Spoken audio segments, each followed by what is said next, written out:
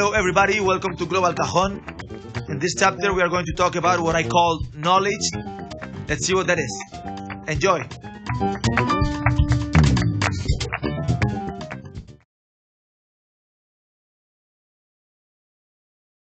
This is the third and last leg of that tall and stable table we're comparing being a complete performer with. This has nothing to do with chops or with musicality. It has to do simply with knowing about music, styles, folklore, history, etc. It is to know that bulería is played in a 12/8 pattern, that blues is directly linked with African tradition, that candombe is traditionally played with three drums called chico, repique, and piano, that double bass drum is not very popular among straight ahead bebop players, and that Argentina samba is very different from Brazilian samba. Just to name random few basic concepts. This comes with active years of study, but also with taking your love to music into your daily activity. Go to concerts, dive into the web, drive, cook with music, and eventually you will know a bunch of things that will come out when you are really digging into your instrument. A great way to exercise this is to work on these three concepts: technique, musicality, and knowledge, when listening to random music, radio, or random playlist in your computer. The big spectrum of styles and tempos you will have to play in an hour of practicing over a random playlist will make that a great experience, great training. It's a big mistake to think that if you don't have fast, intense percussive music, you cannot practice your percussion skills. In fact, many times ballads or slow tempo tunes are more interesting to work your musicality with. So here's a simple game. Whenever you get exposed to music, which is something that happens all the time in the bus, TV commercial, whatever, start training in each of these three fields separately for a few minutes. For example, technique, do paradiddles on your legs for a while. Musicality, sing a 3/4 melody on top of a 4/4 tune. Knowledge, try to guess the time, place, and name of the artist that is sounding. Incredible improvement and knowledge will come from this habit and only using your spare time. So the exercise I suggest is putting some random music, or in the bus if some, whatever music you are listening to, and do the three things. One is play some technique for a minute. The second is doing some kind of voice improvisation on top. And the third is try guessing the artist and the year of the recording. If you do that every time you listen to music, you will practice a lot and you will learn how little you know, and then you will invest some time studying. Okay? So, for example, I'm going to put a song. Let's go. Okay, I listen to this in the bus or in the pub. So, okay, I'm going to practice a little bit before I get too drunk. Single strokes, doubles, paradiddle,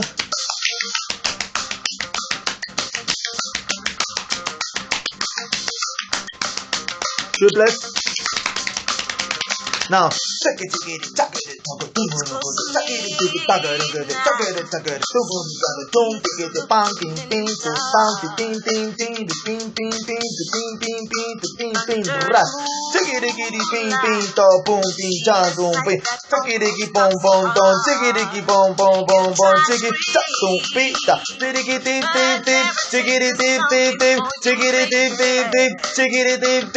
okay, enough. And now guessing the band. Well, the band sounds like a very interesting band from Spain called Patax. Do it.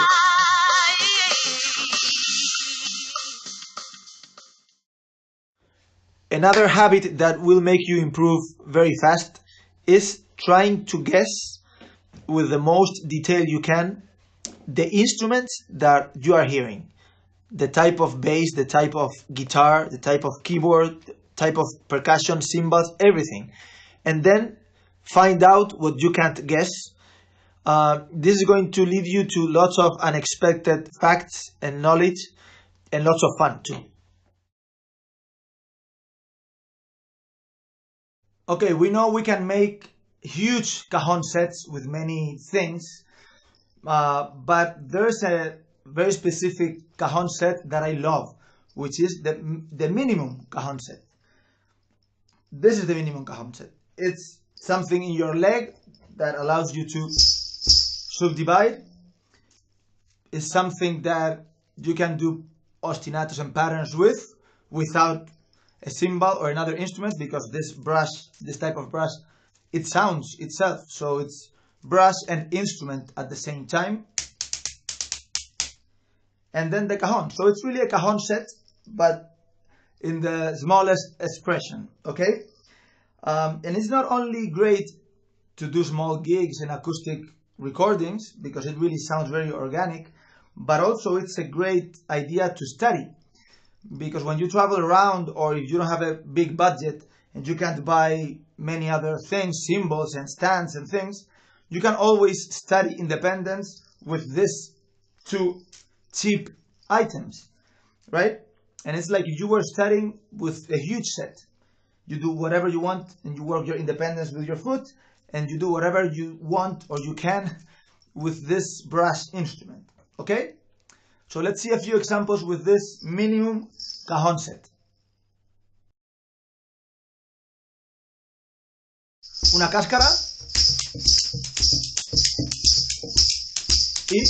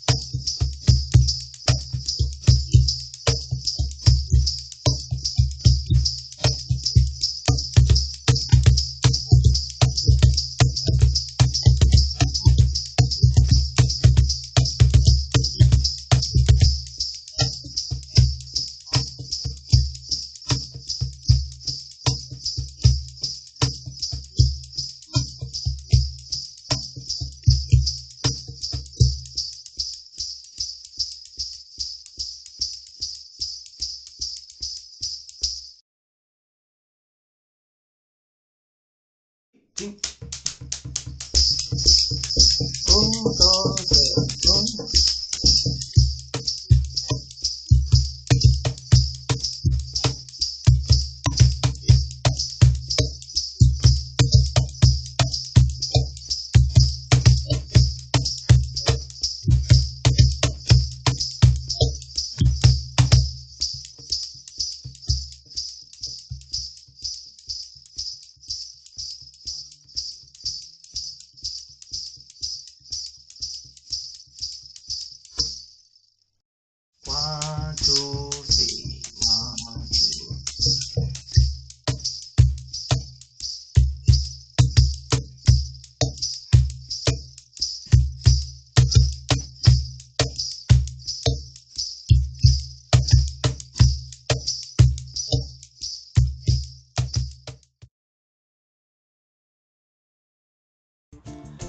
Have you ever thought of how little sense it makes to play hard on the cajon? 90% of the times that we play, we are mic'd. So actually the sound and the volume we have depend on the guy doing the mix, not on ourselves.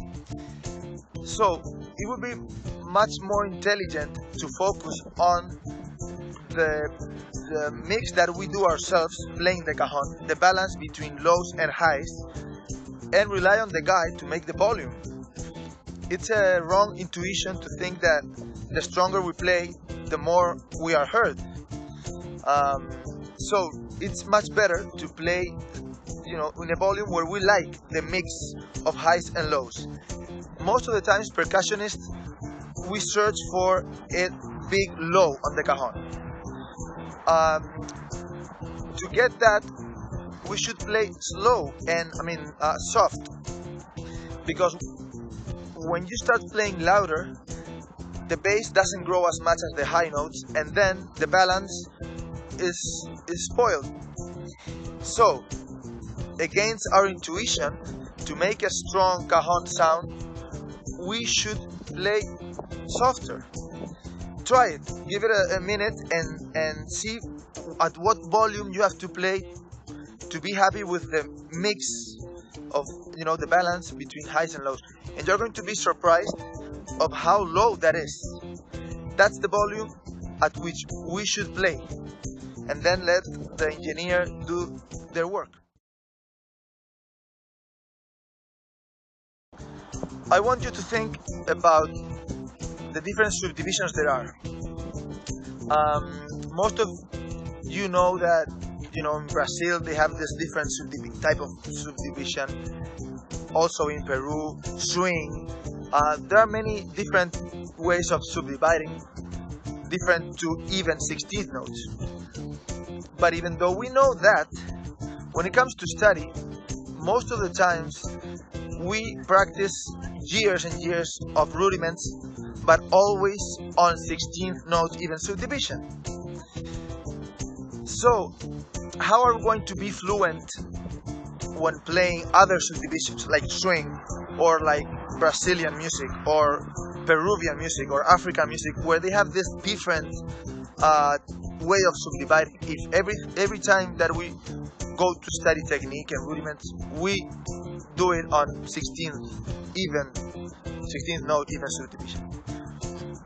We should study also those rudiments in swing and with Brazilian subdivision, for example, or subdivision that we use in festejo.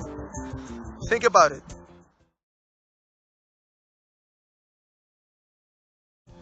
We have said many times that a cajon is like a little drum set, a little drum kit. And it's true, in a way. You have the bass, you have the snare, and you could play virtually every pattern, every groove that you play on the drum set. But if we are serious about this, we can't forget a part of the drum set that is crucial. Have you ever seen a drum set without cymbals? Probably not many times. This is because cymbals add something very, very important to music. Not only crashing, which is the main purpose when a percussionist puts a cymbal eventually on their set, but also writing. Music needs so many times something soft, light, high frequencies that add and subdivide and crash. It makes what you play so much expressive. So, if we want to be serious about doing a set with a cajon, we have to put cymbals in there. And not only to crash them, also to write on them. And this opens a complete new world technique-wise. It's not easy, because it's not playing cajon with both hands and crashing eventually anymore. Now you have to learn how to write, how to do ostinates and patterns on the right with your strong hand, and then make everything else on the cajon with your weak hand. It's very interesting, and we can compare ourselves with the drum set, but being serious, we can't forget about that little that little thing that drum set have, which are cymbals. There are different ways in which we could organize the instruments, the percussion instruments of the world. They could be by origin, where they come from. It could be by price. It could be by size, drum set versus the shaker. But there's one way of thinking and organizing the percussion instruments that I think it's important for us, which is organizing them in two big groups. First group is the group of the instruments that have to play the strong beats of a pattern. And the second group is the group of the instruments that in a way help that first group.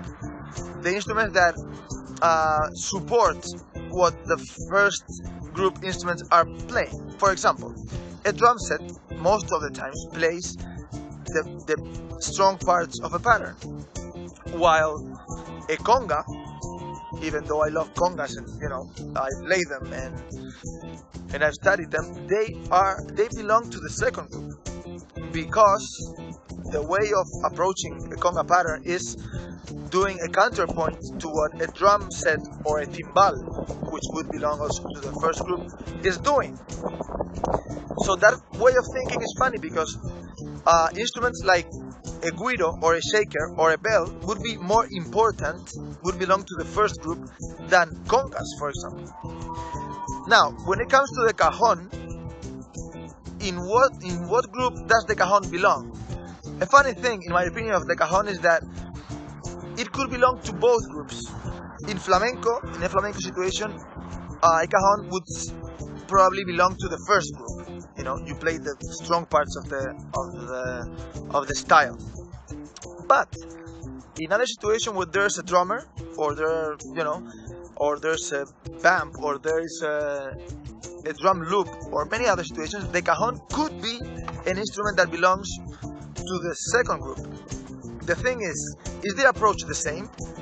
Do we play with the same concept when the cajon belongs to the first group or when the cajon belongs to the second one? I realized there's something that us percussionists should learn from jazz drummers.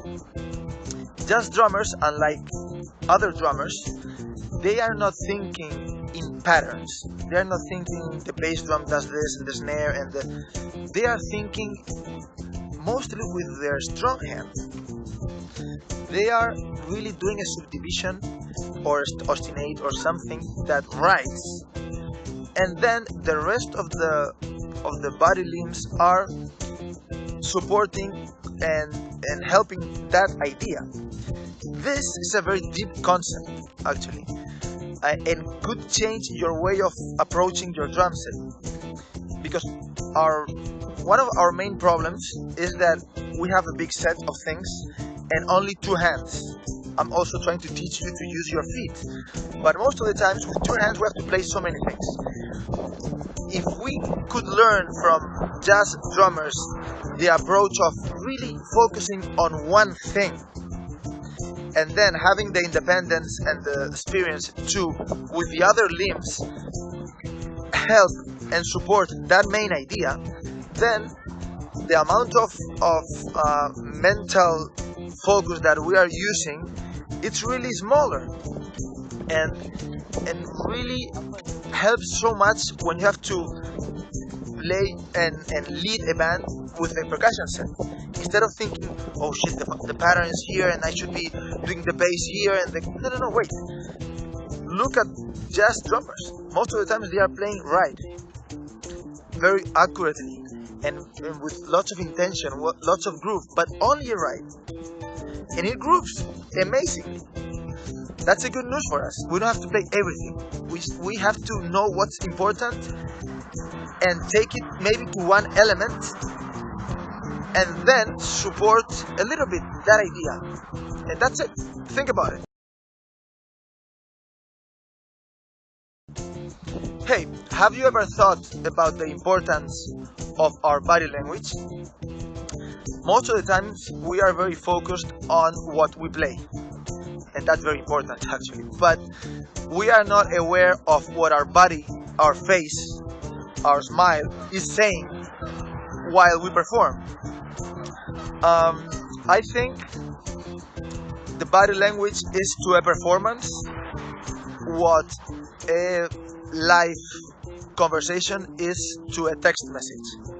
In a text message, the message is there, literally, but you are missing a part of the information, which is how was that message sent? Was the person smiling? Was the person suffering? Was the person crying? And with the live conversation, you have that information. In a performance, the thing is the same. If we are not aware of what our body is saying, we are not delivering a part of the message that is crucial to understand it completely, which is, are we happy? Are we suffering? Are we making an effort? Are we sad? Are we comfortable? Are we relaxed? So think about it, because really, as performers, we want to send a message, an intention, and many times what we are missing to get that intention to the audience is not what we play, it's what our body is saying while we play.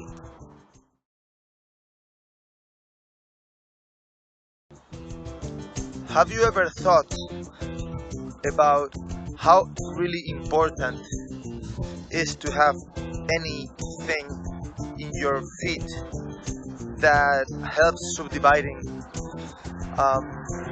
It could be something very simple. It could be from a hi-hat to some seats, shakers, chimes, whatever that you attach to your feet. Actually, technically, it's a very simple thing to do. You just have to study a bit, but it's really simple, because to do simple patterns is almost like walking, thumping your feet on the beat, and that already adds so much to the music.